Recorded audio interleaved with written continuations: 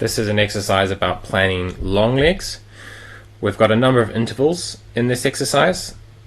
We're going to run these at whatever intensity you feel you need to, so starting slow and then increasing as we get more confident.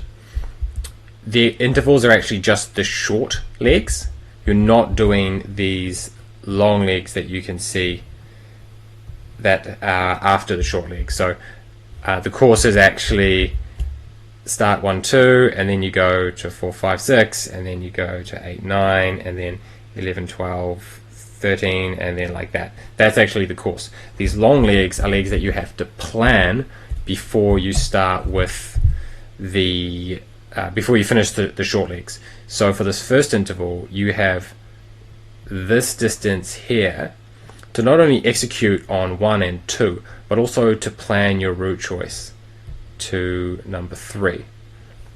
Likewise with 4, 5, 6, you have three legs, and they're not the most detailed terrain in this part here, but it's kind of vague and you can definitely screw it up if you're not paying attention. So what you need to do is multitask between planning out the options on this long leg. You might think, okay, that's an okay way of doing it, and then you get back to, oh yep, I need to get this reentrant and I need to go up towards the knoll and I'm getting my compass right. And now that you've got some confidence on 4, you can get back to saying, okay, what are the other ways that I could do this longer leg up to 7?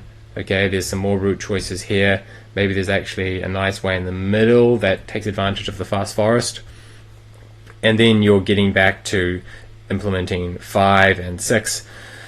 By the time you get to number 6 in this case, you should be able to tell a coach who might be standing at number 6 exactly what your plan is for the long leg, why you've chosen that way, why you chose it over other ways. And maybe it's 50-50. Maybe you said, hey, I compared all the route choices and they're 50-50, so I went with this one.